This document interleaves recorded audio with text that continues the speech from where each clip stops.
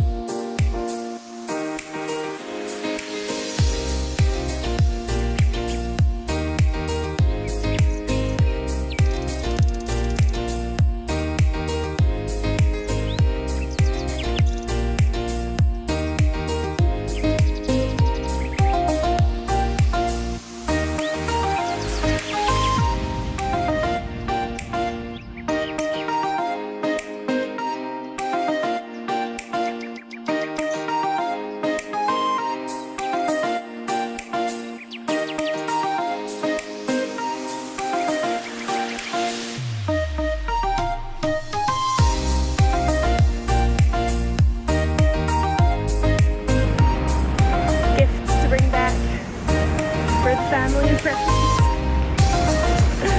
Breakfast.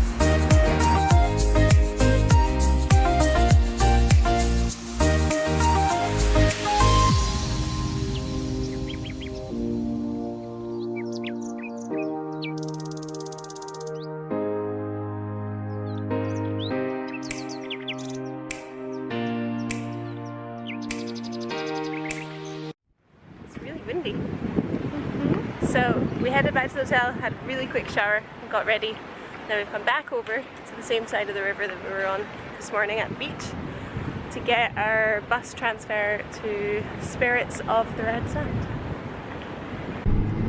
Made it onto the bus. Oh, here we go.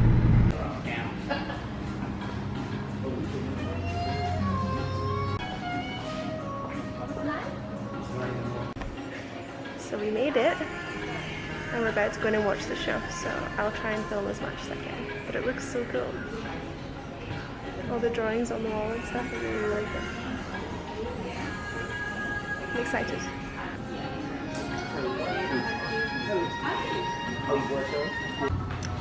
Just got handed our program.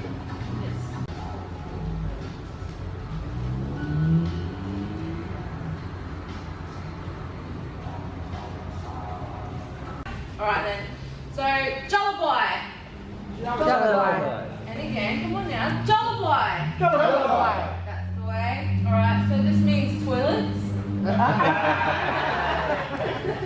So in case you don't already know, you can just straight out these doors. Just a short, like little shaft right, straight down to the green building. You should see the sign.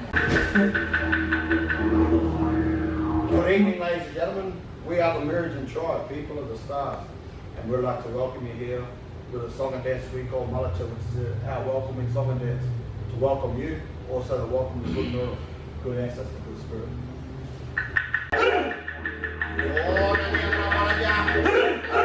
Go away!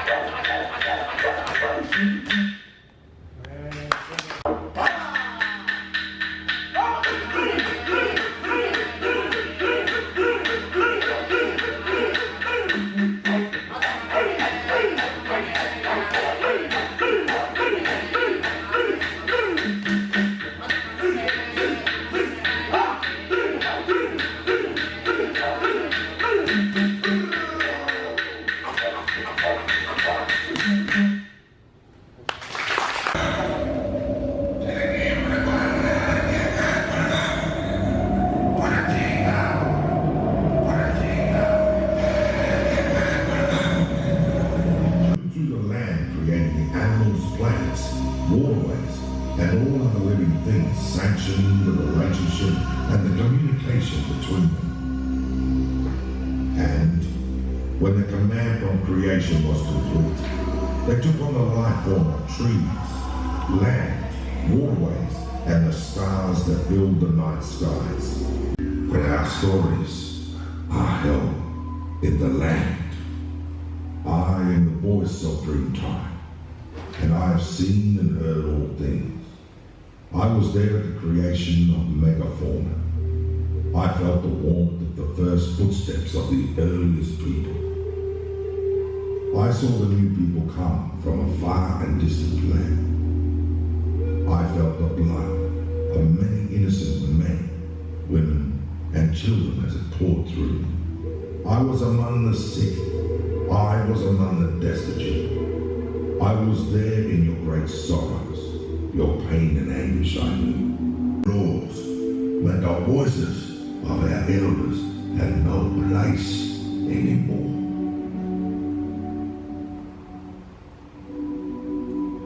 Together through the corridors of time to follow the story of three brothers and to people known as the Virgin people, the people of the stars.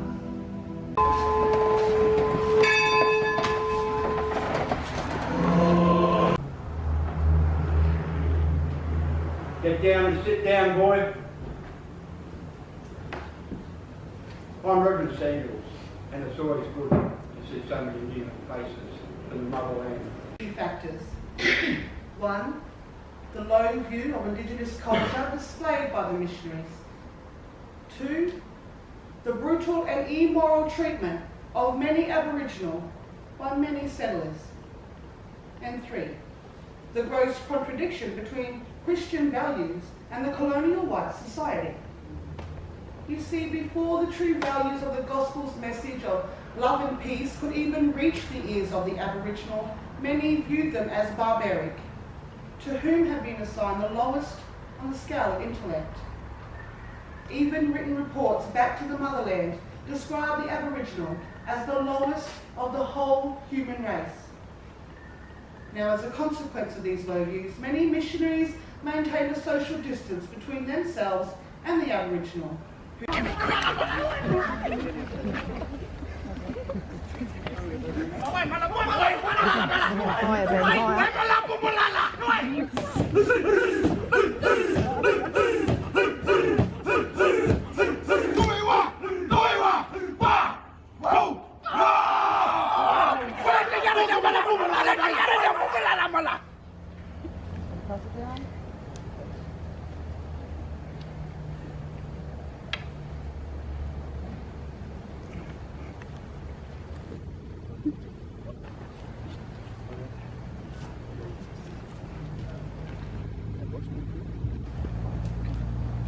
Follow your leader.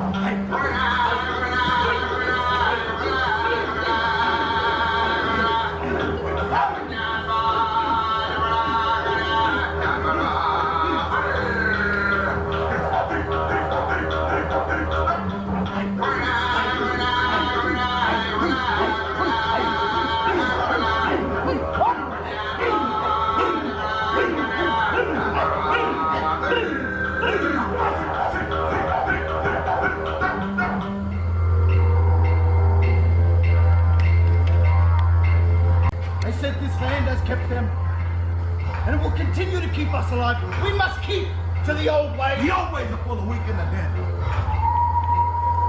We can exotic animal. Whether you exaggerate, who's responsible for the just amount? How can I be responsible, Mugger? I'm trying to live the way our forefathers lived for generations. It's those people. They're the ones who are responsible. Can't you see that? Look around you, Mugger. Where are our hunting grounds? Our food has been wiped out. We have become dependent on the settlers to survive. We never knew hunger before, Mugger. Not before these new people. Brother, they don't even see us as human beings. They see us as pests that must be wiped off the face of the earth. Are we to sit around until we are all gone? Did you hear the words of the mesca from the south? Telling us of slaughters with entire mob of families taking place. But we don't know the full story yet. And we can't go taking the words to some runner. Didn't you see the anguish in his face? The fear in his eyes. Maybe you're blinded by your own fear that you can't see what our forefathers done us. It will be you who will be responsible for the death of our people.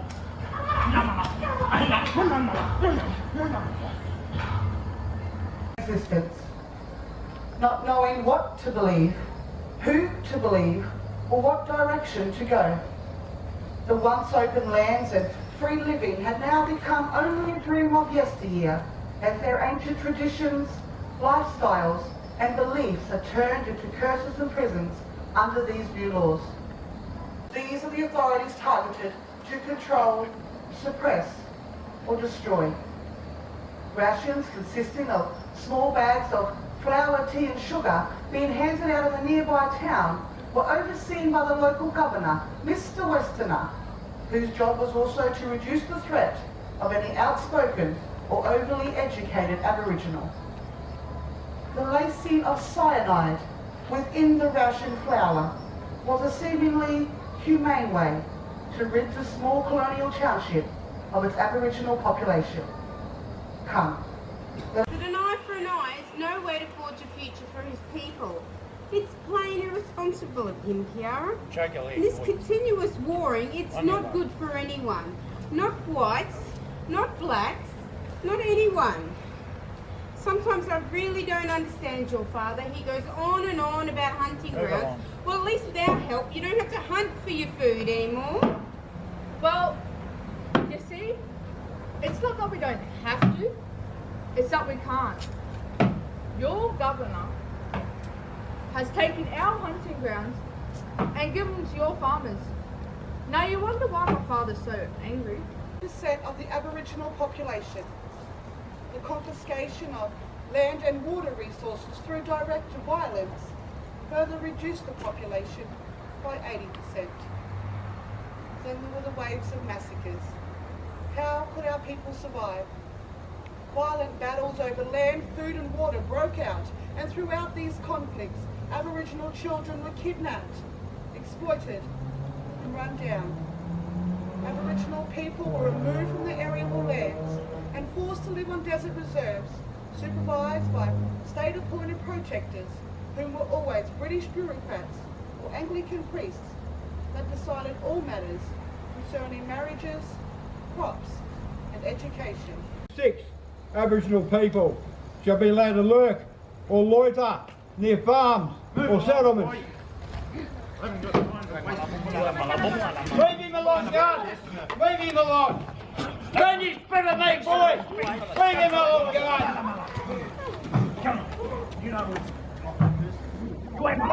A land that breathes and is still alive. Keep an eye on him. A land that holds all the stories of our people. How can you say that it belongs to you, Westerner?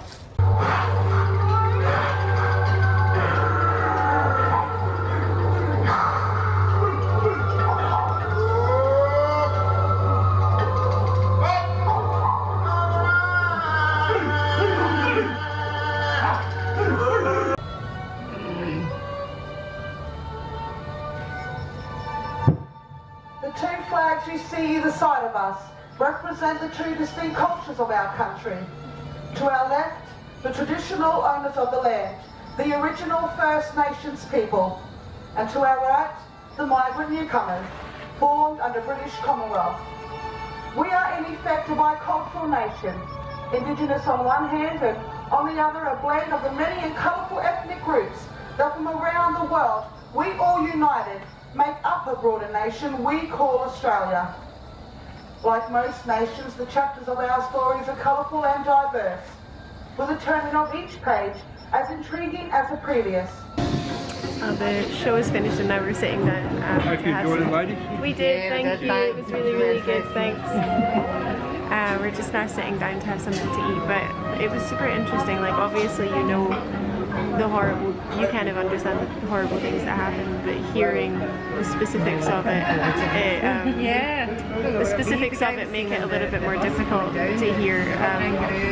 Especially when you hear that these things were going on into the 1900s. Like, this was not that long ago that this was happening. And actually 7 of the actors, performers who you just saw, are direct descendants of the people whose story we heard, the Aboriginal story that we heard. So it kind of hits like a little bit closer to home, but I think I'm maybe going to do a little bit more research on the things that happened, because I want to know a little bit more about it. But for now, it's time to eat. The bus driver said that we were eating like kangaroo and emu. There's a menu here. Yeah, Mum, he was totally kidding. Oh, no. Oh, no, there are kebabs. Okay, yeah, we do kangaroo, emu, and crocodile kebabs. Okay, yeah. But the rest of it isn't that. So is it usually? Okay, I feel a little bit better now. So this is the crocodile. This is emu and this is kangaroo. Is that I've had alligator before.